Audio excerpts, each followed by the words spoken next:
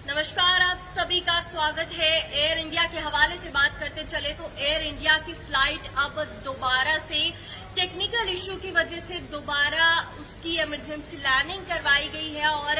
ये एक बार फिर ऐसा एयर इंडिया की फ्लाइट की तरफ से ये सामने आया है, जहां पर आपको बताएं कि उसमें एक टेक्निकल इशू देखा गया है और उसकी इमरजेंसी लैंडिंग पायलट द्वारा करवाई गई है। और अब काफी बार आपको बताते चले कि एयर इंडिया की फ्लाइट में काफी सारे टेक्निकल स्नैक्स देखने को मिल रहे हैं, टेक्निकल इश्यूज देखने को मिल रहे हैं और जिसकी वजह से अब काफी सारे लोगों को अपनी जान जो है जोखिम में डालकर ऐसी फ्लाइट्स में जाना पड़ रहा है। और अब बात करते चले, हाल ही में एयर इंडिया की फ्लाइट पे काफी सारे इश्यूज देखने को मिल रहे हैं। अभी हाल ही में गुजरात और अहमदाबाद में जो ये प्लेन क्रैश सामने आया, जिसमें इतने सारे लोगों की जान भी चली गई, जहां 242 पैसेंजर्स एक फ्लाइट में जा रहे थे और जिसमें से 241 पैसेंजर्स ने अपनी जान गंवा दी। और हालांकि जब वो प्लेन जो है एक हॉस्टल पे जाकर गिरता है और उसमें भी जो शामिल जो मेडिकल स्टूडेंट्स हैं उनको भी वो भी इसकी चपेट में आ जाते हैं, तो ये इससे सबक एयर इंडिया को लेना चाहिए था। और उसके बावजूद अब दोबारा से आज की बात करते चले तो दिल्ली आने वाली हांगकांग की एयर इंडिया की जो फ्लाइट है AI 315 जो है हांगकांग से दिल्ली के लिए आने वाली थी, उसको दोबारा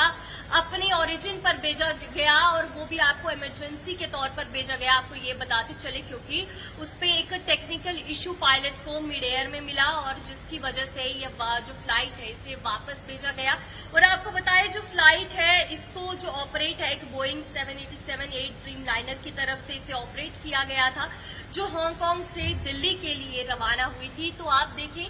लगातार एयर इंडिया की जो फ्लाइट है उसमें अब काफी बार टेक्निकल इश्यूज देखने को मिल रहे हैं और उसके बावजूद जब एक क्रैश सामने आया उसके बाद ही अगले दिन दोबारा से एक टेक्निकल इशू की वजह से फ्लाइट को रोका गया। और उसके बाद आज दोबारा बात की जाए तो एयर इंडिया की जो फ्लाइट है उसमें दोबारा से टेक्निकल स्नैक की वजह से मिड एयर से वापस फ्लाइट को भेजा गया और उसकी इमरजेंसी लैंडिंग करवानी पड़ी। तो जिस तरह लगातार ऐसे केसेस एयर इंडिया की फ्लाइट से ही सामने आ रहे हैं, लोगों का विश्वास एयर इंडिया की फ्लाइट से लगातार कम होता जा रहा है और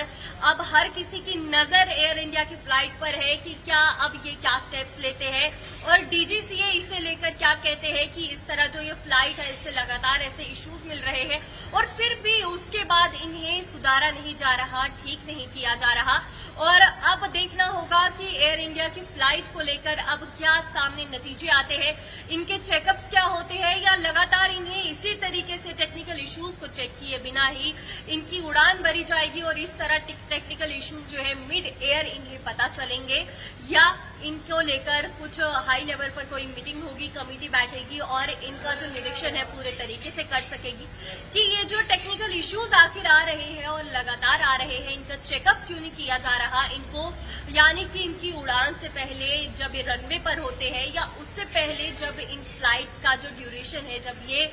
बताया जाए कि एयरपोर्ट में होते हैं, तब इनका चेकअप आखिरकार किया क्यों नहीं जाता, सारे चेक्स क्यों नहीं किए जाते, सबसे बड़ा सवाल ये उठता है। तो आपका इसे लेकर क्या कहना है, आप भी कमेंट्स में जरूर बताइएगा। लेकिन आपको अभी की ये जो अपडेट है इसके बारे में बताते चले कि हांगकांग से दिल्ली के लिए जो एयर इंडिया की फ्लाइट आ रही थी इसकी इमरजेंसी लैंडिंग करवाई गई जब पायलट को मिड एयर पता चला कि फ्लाइट में कोई